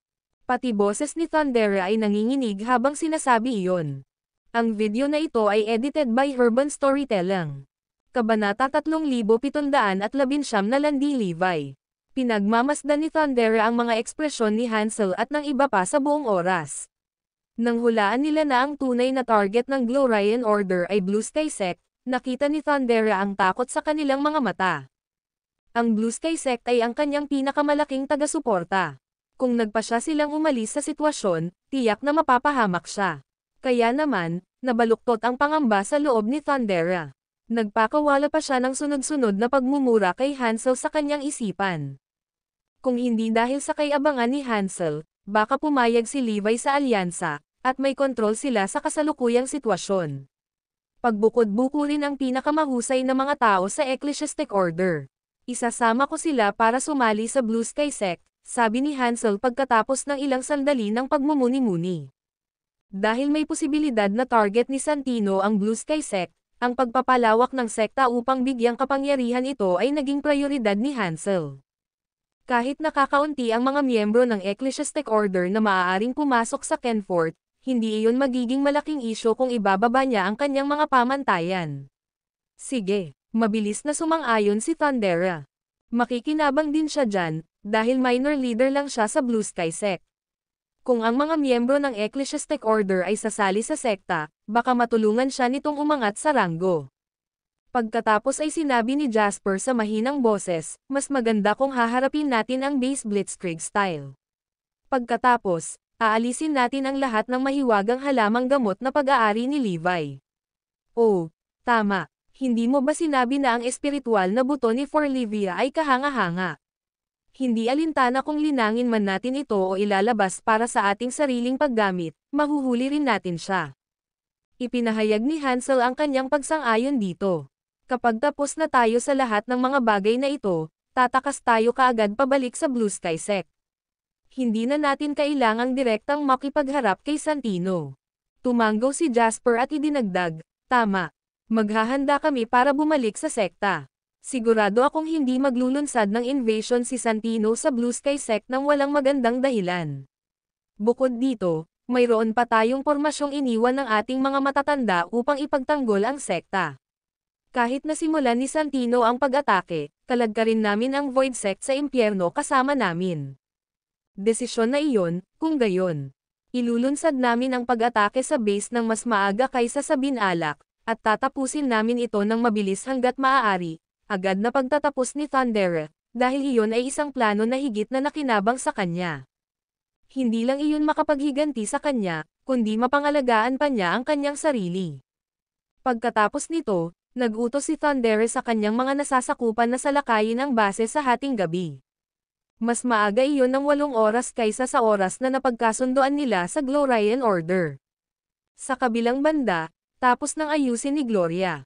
Lahat ng kanyang mga plano ay maislan, lalo na ang mga kasangkot sa mga miyembro ng Ecclesiastic Order. Sinigurado niyang maharangan ang lahat ng ruta. Huwag kang mag-alala, Master. Thundera and his people will never get the run, palihim na sabi ni Xylas. Siya ay itinalaga na hamarang at pumatay kay Thundera, at iyon ay walang hamon sa kanyang kasalukuyang antas ng paglilinang. Dagdag pa rito, hinamak ni Xylas si Thundera, dahil pakiramdam niya, ang isa pang dapat sisihin sa pagpatay sa kanyang mga tao ay si Thundera. Ang tanging paraan para mailabas niya ang kanyang galit ay ang patayin si Thundera gamit ang kanyang sariling mga kamay. Tumanggo si Gloria, nasiyahan. Sabi niya, gusto namin ang mga mula sa Void Sect na makipag-away sa kanila. Ang kailangan lang nating gawin ay manatili sa isang tabi at umani ng mga benepisyo sa pagtatapos ng labanan. Hindi ba sila isang grupo ng mga mapagmataas na lalaki? Hanggat sasabihin natin sa kanila na napakalakas ng Blue Sky Sect para mahawakan natin, sila mismo ang magsisimula ng pag-atake. Sa madaling salita, ang mga taong ito ay mga walang isip na brute lang. Maging mabuti sa ating mga kapanalig. Pagkatapos ng lahat, sila ang pinakamahusay na sandata na mayroon tayo. Tawa ng tawa si Gloria. I wonder kung gaano katagal ang base kung wala si Levi doon. Sana ay hindi sila malaglag sa lupa ng ganoon kabilis, kung hindi, ito ay nakakasawa. Lahat ito ay dahil sa iyong talino, guro. Nagawa mong paglaruan si Levi. Puri ni Xylas. Sa base, si Levi, na nagkunwaring nasa bingit ng kamatayan, ay nagkalkulo ng tinatayang oras para sa tripartite na alyansa na mag-aklas. Nang makuha ang kanyang sagot, agad niyang naalala ang kanyang mga subordinate, na nagmetamorphosize sa labas. Ang video na ito ay edited by Urban Storytelling. Kabanata 3720 masyadong optimista. Bumalik ang apat na namumuno sa mga figure, sina Cyrus, Winona, Mia, at Forlivia. Si Bruno at ang 80 estudyante ay bumalik din sa ilang batch. Sa wakas, bumalik din ang Heavenly League sa pangunguna nina Daxon at Edmund. Habang nasa labas sila, ang mga miyembro ng Heavenly League ay maingat na gumagamit ng super spiritual na linya ng Ley para i-upgrade ang kanilang cultivation level sa kaayusan ni Levi. Ang ilan sa mga miyembro ay uminom pa ng pill na ibinigay ni Chad para sa kanilang cultivation upgrade. Bagamat walang malaking improvement ang mga miyembro ng Heavenly League, sa wakas ay mas mahina lang sila kaysa sa mga estudyanteng tulad ni Bruno. Lahat sila ay sumugod sa labas ng base, ngunit nagpasya si Levi na ipagpatuloy ang pagpapanggap na malubhang na sugatan habang hinihintay niyang magsimula ang labanan. Gayunpaman, walang alam sina Zoe, Floyd, at iba pa tungkol sa mga kaayusan ni Levi habang patuloy nilang pinapatibay ang kanilang mga depensa. Ang lahat ay hindi kapani-pani walang tensyonado. Sa kabutihang palad, ang mga taong ito ay mga bihasang individual na dumaan sa daan-daang labanan. Kung hindi, ang stress lang ay nabaliw sa kanila. Gayunpaman, ang mga may mahalagang tungkulin ay pagod sa isip at pisikal. Ang kanilang paghahangad ay ang tanging bagay na nagpapanatili sa kanila ng tuwid. Habang naghahanda sila para sa labanan, bumalik si Forlivia sa base sa pamamagitan ng lihim na lagusan. Noon ay nakita ng mga tao ang walang humpay na ekspresyon sa mukha ni Forlivia at narinig ang mahinang himig na kanyang hinog. Para siyang nasa ibang mundo sa kanila. Ang mga bata ay palaging magiging bata. Hindi niya nirerehistro ang paparating na panganib. Paano pa niya nagawang ngumiti ng ganito? Halos walang buhay si boss, pero parang walang pakialam ang anak niya. Gaano kalungkot ito? Putulin mo. Kahit kaming mga nasa hustong gulang ay halos masisiraan na ng bait sa stress, lalo na ang isang batang tulad niya. Sinasabi mo bang may mali sa isip ni Evie? Siguro. Nag-usap ang mga tao sa isa't isa, at narinig ni Forlivia ang lahat. Gayunpaman, alam niyang hindi niya maaayos ang mga bagay-bagay sa kanila ngayon. Matapos gamitin ang super spiritual na linya ng Ley para mag-metamorphose, nilinaw ni Forlivia ang kanyang kapangyarihan sa mas mataas pa.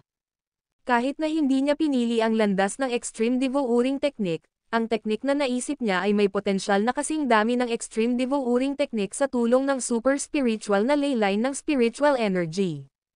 Sa salita, ang rate ng pagpapabuti sa pamamaraan ng Forlivia ay nakasalalay sa kapaligiran. Sa pamamagitan ng mga banal na linya ng ley at mga linya ng banal na ley sa paligid, ang bilis ng kanyang pagpapabuti gamit ang kanyang mga pamamaraan ay katumbas ng matinding pamamaraan ng paglamon. Sa katunayan, hindi man lang siya pinaghihigpitan ng mga limitasyon ng paglamon. Evie, hindi mo na kami kinontak pagkaalis. Sobrang nag-aalala ako. Nagreklamo si Zoe nang makita si Forlivia, ngunit nag-aalala lang siya sa kanyang anak. Mommy, pasensya na kung pinag-alala kita, paghingi ng tawad ni Forlivia. Ginulo ni Zoe ang buhok at bamantong hininga. Bakit ka bumalik dito kung nakita ka? Ang mga mandirigma ng Tripartite Alliance ay tinatakpan na ang lugar, at halos wala na tayong pagkakataong manalo. Kaya, napagkasunduan namin na ang aming buhay ay maaaring magtapos dito. Takbo na. Magkakaroon ka ng mas mataas na pagkakataon na tumakas ng buhay sa lugar na ito kasama namin ang pagsakop sa iyo. Mommy, malapit na ang laban. I'm daddy and your daughter, so paano ako tatakbo ngayon? Agad na tinanggihan ni Forlivia ang kanyang alok. It's not a matter of making sure that the people stay spirited anymore. Malabong manalo tayo dito, Zoe said, trying her best to convince Forlivia otherwise. Gayunpaman, tumanggo si Forlivia at sinabing, nakuha ko, Mommy. Huwag masyadong ma-stress. Ang mga minimum ay maaaring lumiko sa lalong madaling panahon. Titingnan ko muna si Daddy.